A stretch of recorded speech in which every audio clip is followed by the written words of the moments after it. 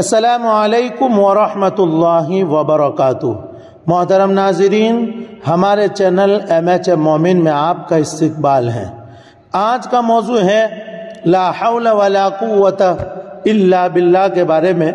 اس کے بارے میں کچھ باتیں بھی ہیں اور کچھ فضیلت اور کچھ حدیثیں بھی ہیں کہ لا حول ولا قوت، یہ 99 بیماریاں اس سے شفا ہوتی ہیں۔ حضور صلی اللہ علیہ وسلم نے فرمایا کہ سب سے چھوٹی بیماری غم ہے، انسان کے اوپر ٹینشن ہے کہ اللہ پاک اس کو پڑھنے سے اللہ پاک غم کو ختم فرماتا ہے۔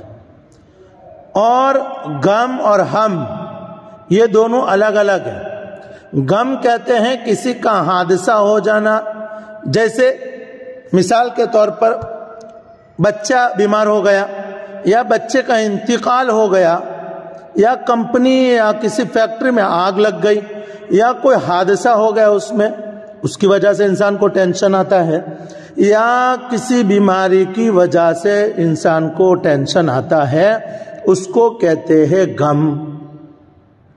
اور ہم کہتے ہیں کہ ٹینشن آتا ہے لیکن خود بخود آتا ہے، بندہ لیتا نہیں ہے ٹینشن لیکن آ جاتا ہے خود بخود، اس کو کہتے ہیں ہم۔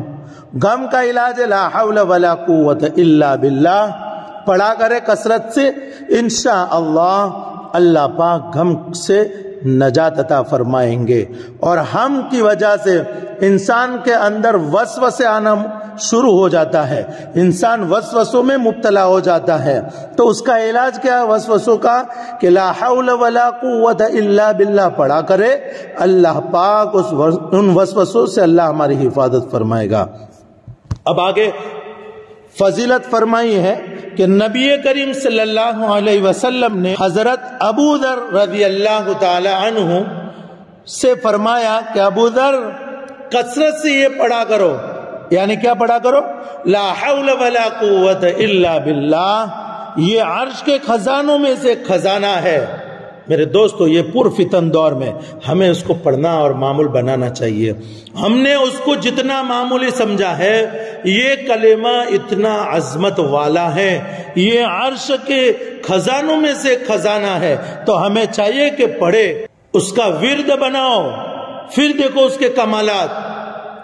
لا حول ولا قوت الا باللہ کا ترجمہ حضرت عبداللہ بن عباس رضی اللہ تعالی عنہ نے صحیح بخاری میں اس کے معنی ذکر کیے ہیں کہ لا حول، اللہ مجھے نیکی کرنے کی کوئی طاقت نہیں ہے، اللہ مجھ سے نیکی کرنے کی کوئی طاقت نہیں ہے، مگر تو طاقت دے گا نیکی کرنے کی تو میں نیکی کروں گا۔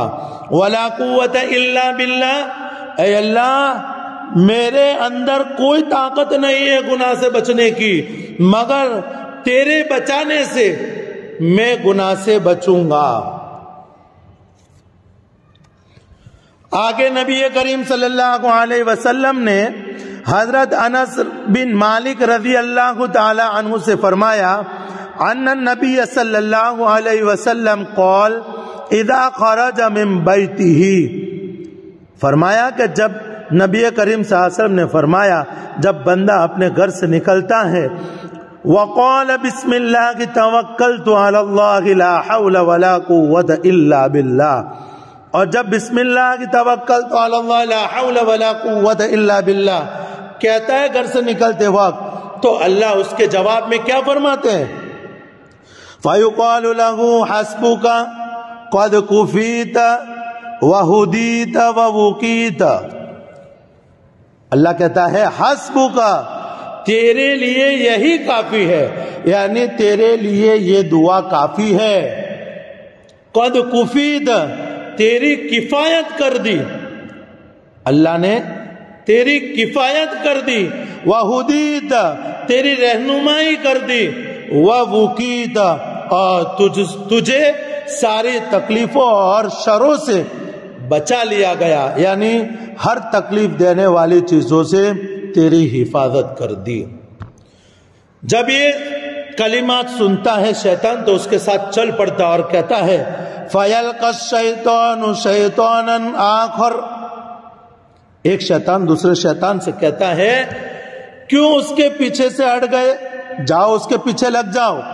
گمراہ کرنے کے لیے شیطان کہتا ہے کہ تم اس کو گمراہ کرو، تو شیطان دوسرے شیطان سے کہتا ہے فَيُقَالُ لَهُ كَيْفَ لَكَ بِرَجُلٍ قَدْ كُفِيَ وَهُدِيَ وَوُقِيَ. شیطان تیرا کیا بس چلے گا اس بندے پر جس کی کفایت اللہ نے کر دی، جس کی رہنمائی اللہ نے کر دی، جس کی حفاظت اللہ نے کر دی، اس پر شیطان کا باس نہیں چلے گا. آگے ایک اور حدیث ہے الا ادلک علی باب من ابواب الجنہ.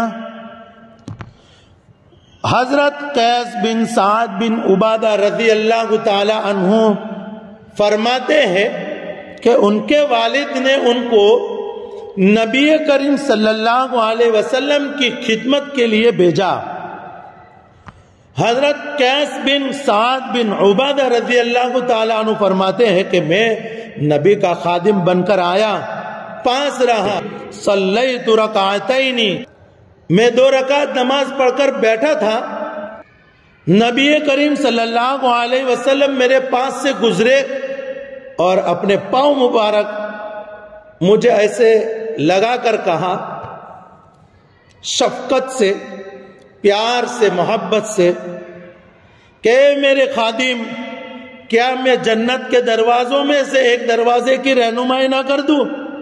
حضرت قیس بن سعد بن عبادہ رضی اللہ تعالیٰ عنہ فرماتے اے میرے آقا ضرور کہہ دیجئے، ضرور رہنمائی فرمائے، ضرور رہنمائی فرمائے. حضور نے کہا الا ادلک علی باب من ابواب الجنہ، کیا میں جنت کے دروازوں میں سے ایک دروازے کی رہنمائی نہ کر دوں؟ حضرت قیس بن سعد بن عبادہ رضی اللہ تعالیٰ عنہ نے فرمایا حضور ضرور فرمائے. حضور نے کہا قال لا حول ولا قوت الا باللہ، کہہ دیجئے لا حول ولا قوت الا، اس کو پڑھا کرے، اس کو کہا کرے، انشاءاللہ اللہ پاک وہ جنت کا دروازہ نصیب فرمائے ہم سب کو. اس کو پڑھیں گے اللہ ضرور نصیب فرمائے گا.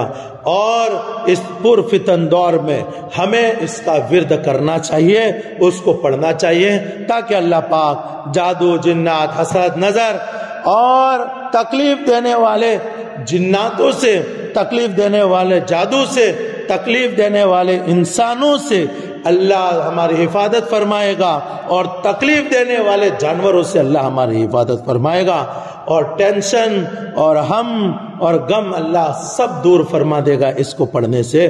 تو میری گزارش ہے کہ اس کو پڑھیں اور لوگوں کو بتائیں، لوگوں کو اس کی ترغیب دیں. مجھے امید ہے کہ اس کو پڑھنے میں زیادہ دیری نہیں لگے گی.